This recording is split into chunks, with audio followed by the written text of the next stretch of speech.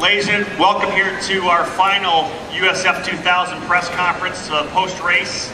We had a fantastic finish, a little bit of excitement as we had some wet weather. The rain came down a little before we went going green, so a new challenge presented to our drivers here on the street circuit in Houston. It was some great racing. We have our three drivers, top three in our championship class, and our winner in the national category. We'll start with Scott Reddick, the winner in national. You know, Scott, one of the things that the guys up front, you're the winner, of course, in the top three here, had was a little more open racetrack and clear racetrack. You, as the winner in the national class, in the middle of the field, not a lot of visibility for you. As you said on the podium, you kind of backed off a little bit and caught back up just to try to get better visibility. Yeah, I mean, certainly visibility was really tough being behind 10 to 15 cars and never really knew. You know, we saw lots of waving yellow flags and with flying corners. Never really knew what was going to be around the corner. But, you know, there's a lot of people I got to thank for wrapping up the national championship. You know, this weekend CNG Services, and of course Mazda for their huge support, the Mazda ladder and the Mazda shootout, PDI Communications, and then my team, Alliance Autosport, you know, put together an awesome effort all year. Can I ask you about the track itself? When you jumped around the racetrack, what were your thoughts? Obviously, the first time you've been on this racetrack in the wet, did the grip level surprise you at all? I thought the grip was really good. The paint was certainly challenging. The grip was pretty solid. It was just really the visibility was the biggest challenge for me. Excellent. Thank you very much. Well done, Scott. Thank you. Let's move down to Neil Alberico here now. Neil, some excitement for you guys, obviously. Your teammate Scott Hargrove doing a 360 early in the race. You had to take evasive maneuvers to miss that. And then near the end of the race, you actually got into a pretty solid little battle with Heinrich Fierset. And it was interesting.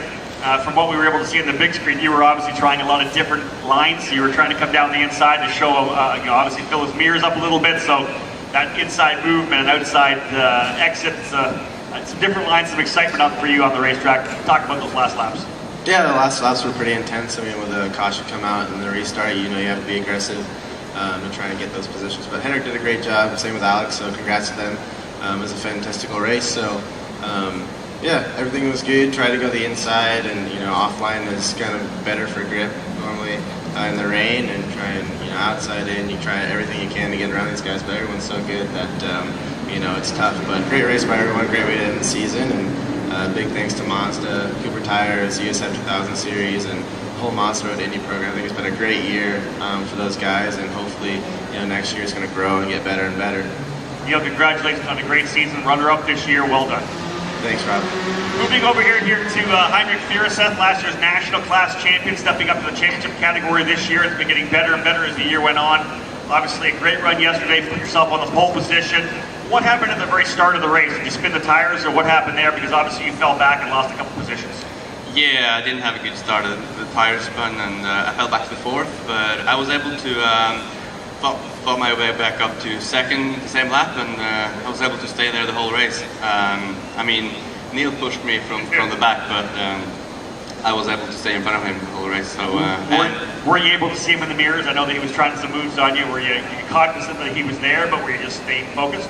Yeah, I saw him all the time. I knew where he was.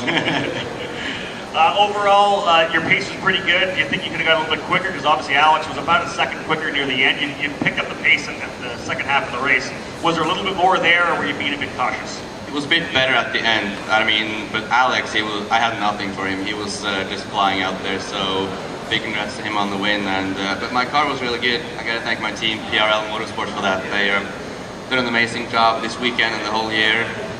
And I gotta thank Co-Force with Anders Krohn and Johnny Baker as well. And also Truck Nation for being our partner this weekend. Congratulations, well done today. Thank you very much. Moving to the last interview here for today, one of the great surprises near the end of the season as he came over to join us first in Monterey, California, and here in Houston as well. Alex Barrett from France, running with Afterburner Autosport. Alex, fantastic to see how you did today. We weren't sure what you were going to be like in the rain. Apparently, the answer is very good. How did it feel from the very beginning? The car obviously was good for you, but man, you look like you're very strong in the rain. Did you feel very comfortable out there?